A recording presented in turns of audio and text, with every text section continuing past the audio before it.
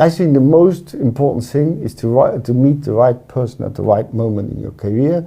So it's very important that you do not do most of the job behind your office, behind your computer, but go outside, go to the networks.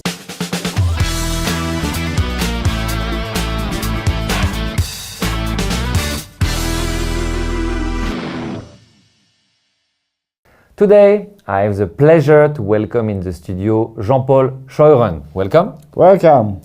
So Jean-Paul is a person that you will meet all the time if you are looking for the future of Luxembourg. You are the vice president of the Chambre Immobilière, so this is very real estate centered. You're also the CEO of the House of Biohealth, and you are also administrator in Let's Token, so active in real estate, health, and tokenization. So maybe can you tell your story in a few words? Yes, I'm a native Luxembourger, so I made my studies in Belgium, and then when I came back, I started in craftsmanship. So I was entering in the entrepreneurship, and in 2002 I decided to go to the big developer in Luxembourg and to start my career like that in the private sector. And I fall into the real estate, and I would say that's my profession. And in 2006, my wife was working in research, came to see me. They had a project to build up a company in life science, and say, we don't know anything about business, so come and join us and help us to build up this company. It was the Jeannot Créquet era? It was the Jeannot Créquet era. We wanted to build the life science sector in Luxembourg. There were big investments being done by the Luxembourg state, so the DNA project was on the way, the LCSB was on the way, etc. And so we created the first spin-off, or let's say startup, because the university was not in the capital, the first startup of the University of Luxembourg in life science. And I became the CEO of that.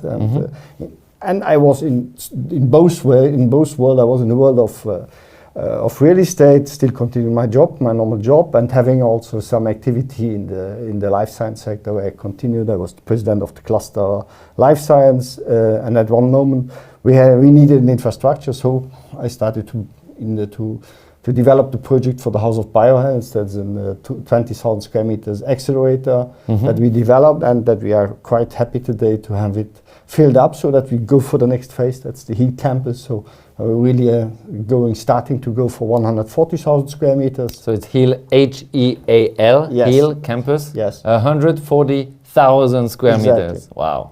And how did you jump into tokenization? Tokenization was, I first learned about tokenization. I think I was at an ideation camp at university, and some guy were talking about blockchain, and I was listening to that and thinking about real estate, and I said, but this is exactly what you need. We need a mean where we can make the transfers without any cost for the people. This makes a lot of stuff possible, and I started to think about it, and in 2017 was much too early to start a tokenization project in real estate. And during the COVID crisis, I heard about the States that a lot of projects were developed. And I started with my companion on Blockcom to start this project.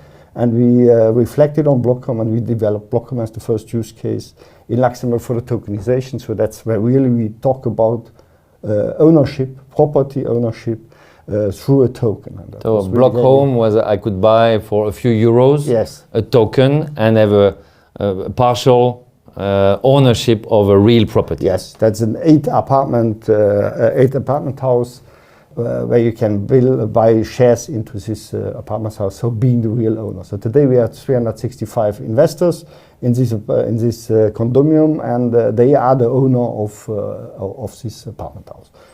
Very good. So what is the common point between those three things? Building, health tech, and tokenization. I have been thinking a lot about that recently and saying, why are you doing these different stuff? And I saw that where really the joint point in all this is I like to work with communities. And I see really a big future in people are losing more and more their values, or thinking that there are no values anymore in the society. But what they see is that when they are in their communities, the communities can be in the social media, can be anywhere. But that's really where I would say there's the common point. Today I really go for the project that brings sense to community, that brings governance to community. And that I find in all these areas, I find that. And of course, Luxembourg has a key role to play because we've got so many languages. You can centralize communities here, even if they are gathering, in the case of a tokenization, maybe some members of the community from all over the world. Yeah, exactly. And when we look at Luxembourg, really very nice test lab for a lot of projects you can do before you go for the scale up and for the growth. So you can really test a lot of things in Luxembourg, and then you go for the next market. We are still in the center of Europe, and there are a lot of customers in Europe, a lot of communities in Europe. And when you start here, you have really good communities coming from everywhere from the world. So it's very, very international for a small place to be. And we think that this is really a good place to start this kind of project. So that takes us to the big theme, I think, that everybody's talking about right now. It's the short path, or in Luxembourg, it's the kurze Weg. You have a lot of experience. You can navigate easily in ministries, with entrepreneurs, with investors.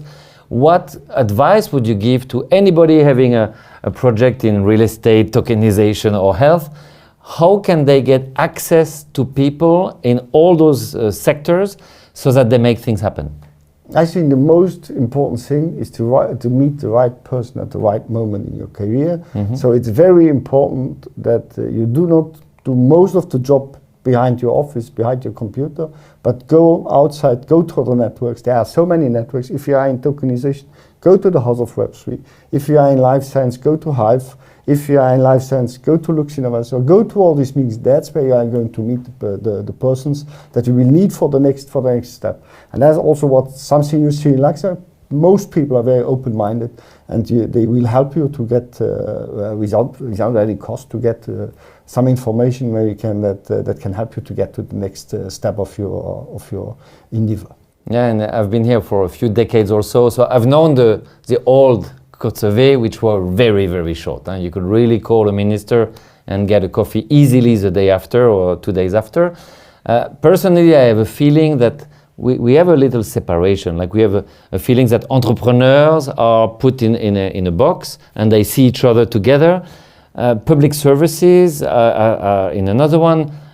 Very often what I hear when I'm reaching out to public service is that there's a register and a registry, and if they talk to me, they need to put it in a register, so they don't really want to do it.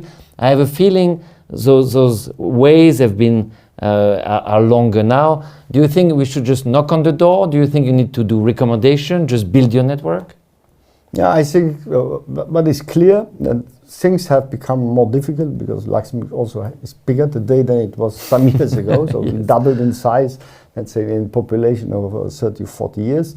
So it's clear that the ways are a little bit longer than they were before. But still, the doors are open if you have good projects. But I think it's very important that you have to understand, both sides have to understand how the things work. So when you on know both that sides. On both sides. The civil servant is a civil servant. He's not there for your business to be successful or for you to earn money. He's there to make a good project for Luxembourg and for the citizen of Luxembourg. Sure. You as a businessman or as an entrepreneur, you see your project, your problems, etc., etc. These problems may not be always the same that you have on the other side. So you have to understand that the values and the objectives must not be the same. But in the end, sure. What is good is if everybody has the same goal in the long term and saying, okay, we want to have employment in Luxembourg, we want to have good projects, we want to have companies that make benefits so that they can pay some taxes. So, and if everybody's on that track, but we know that in Luxembourg we have this dichotomy from the civil servants and the entrepreneurship. It comes from both sides. I do not say it's only from the civil servants. It also comes because a lot of messages coming from the employers against the civil servants. They earn too much money. They do here, they do there, and in the end, this creates this dichotomy. And I think that would be a nice job for this government to say, yes, let's try to put people again together and find ways where we can go and do things together. I see in tokenization one of these possibilities where you can say, okay, this is a project where an entrepreneurship and the civil service and the community are going in the same direction. So you do really something for real problems that you have in our society. Blocom was created thinking about what's the problem of housing of Luxembourg, what's the problem of getting access to property in real estate in Luxembourg, and how can you help young people to get really progressive access to to real estate, instead of saying you have to jump, the first step you have to jump is so high that you don't see any chance anymore to get there. When we look at Hill Campus, it's the same stuff where we say, okay, Hill Campus is thinking about how is healthcare being in 15 years, 20 years, and how are we going to prepare that world in the form of the future. We are going to have a lot of digital approaches to treatment, digital approaches to diagnostic, where we have AI in medicine, where we have very new paths for the patients, let's say even for the citizens, because we talk about well-being instead of talking of care, and we talk about prevention instead of talking about cure. So these are really the ways we have, and we discuss this today. It will be very complicated to discuss with a medical profession about these issues, because we say, yeah, you are completely right, but tomorrow I have to find a cure for my patient. And I have so many patients waiting, they are in queues to wait, so I have to find solution for tomorrow. But we must find people who are ready to think in the long term for projects that are in the long term, and where we need all this, the public servants, the citizens, all the stakeholders and entrepreneurs to bring a project like that forward and bring it to the next step. Yeah, I fully agree with you. I think you're talking first about the vision, finding a vision which is beneficial for the whole country. And of course, tokenization is a big vision that could polarize all the efforts or catalyze all the effort in the right direction. Of course, real estate, 140,000 square meters is an incredible project in terms of job, construction, etc. And of course, it's the same in biohealth. And you were talking about the ecosystem. I fully agree also that there's entrepreneur, public servant, also the banks. We should remind people banks are not supposed to invest. They are supposed to lend. It's a very different activity. So you need to find the investors, and we have those investors. We have some VCs like Catalpa, we have VCs like Expon. So everything's here, but we need to reconnect them with those paths. You're 100% right. Last question, let's dream a little bit. So let's see in 5 or 10 years, where do you see huge success with those technologies? So biohealth, it's fully occupied with 140,000 square meters, a lot of startups and research. What about the tokenization? How do you see a champion in Luxembourg thanks to tokenization?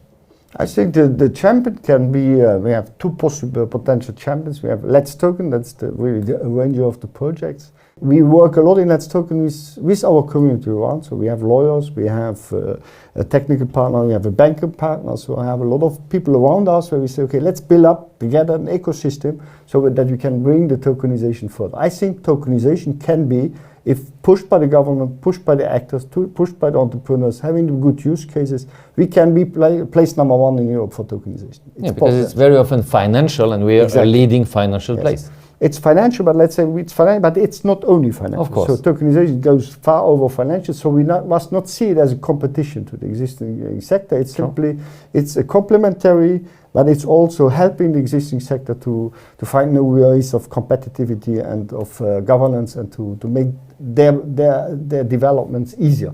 Let's say about, when you talk about know your customer and money laundering, you know exactly that it's very complicated today. In the future, we can really think about having one token that is defining everything, my digital identity that I can use for every application I do. All KYCs. So that's what I see, that where the champions can be.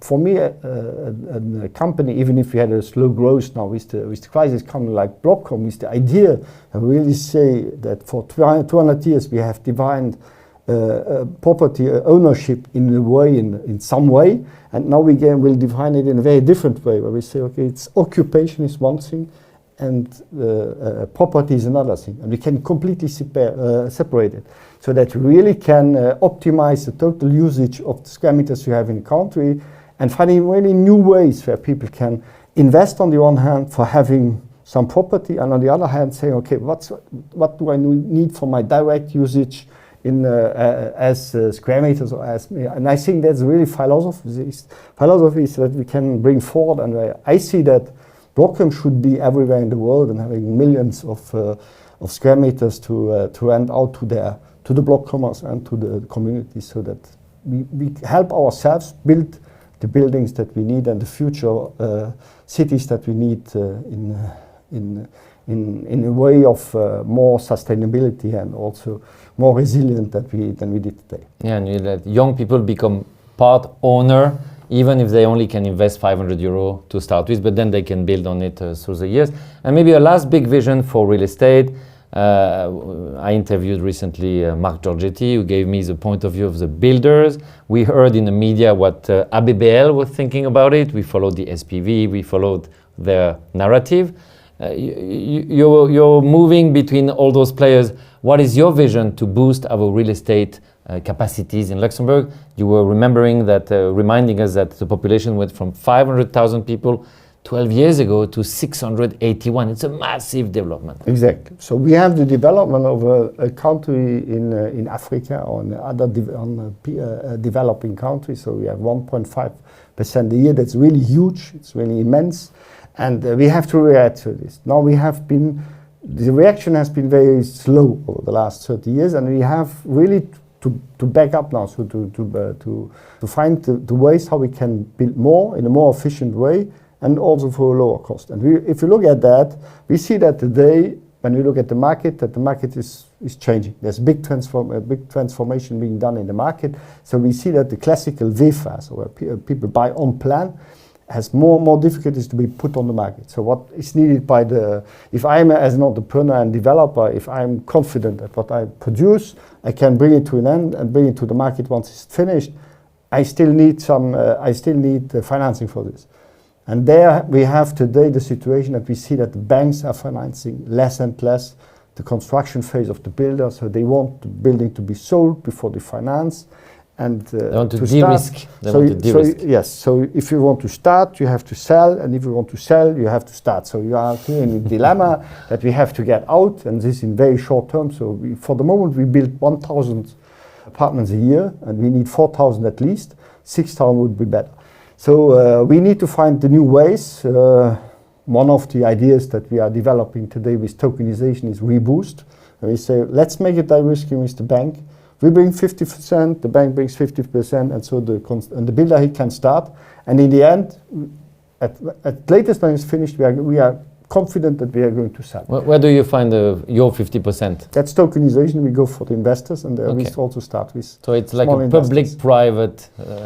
It's like a mini Biergerfonds. Let's call it a mini Biergerfonds, where we say that people from normal people that have some saving accounts can invest starting at 1,000 euro and contribute so that the sector can, because we have to see saving accounts represents in Luxembourg 40-60 billion, so 10% out of these could solve the whole problem of the real estate sector. At the European level, it's insane. It's in trillions. And it's in trillions, but it's the same approach. So we could also do that in Germany and France for the same, because they have the same problems that we have. The second issues that we need is when they look at our capacities, we say, okay, how are we going to build the 6,000 apartments we need a year? If today already for 20 years it was difficult to do it with 4,000. 4,000 was always the maximum. It looked like we had no capacities to go over. Mm-hmm. But when you look at the square meters we built, in the same square meters we could put 6,000 apartments.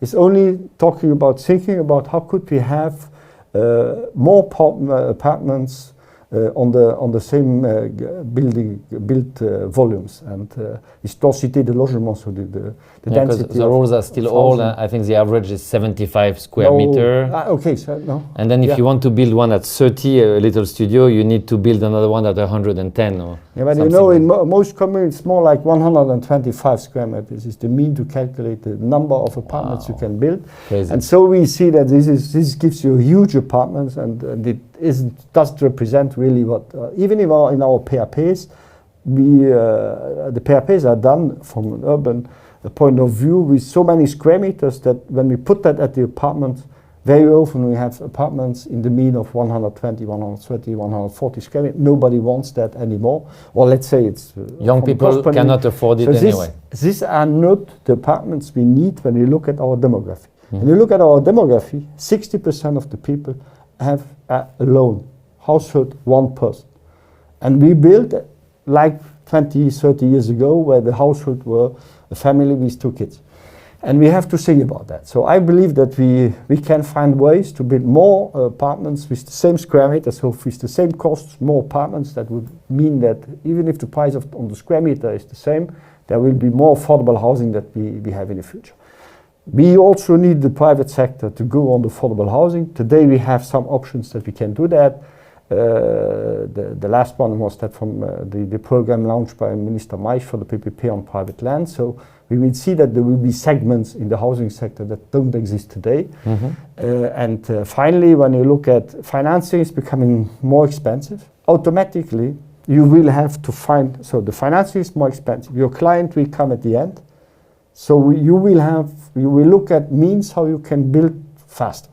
Sure. And if you don't have to serve a client in the meantime, so you can build it exactly like you wished from the start, you can, in the project manager, you can really save a lot of cost, and you can think also about how are you going to build off-site, how are you going to build more with prefabriqué, and go to ways where we can do it really in a shorter time, and also with that in a shorter cost in the end.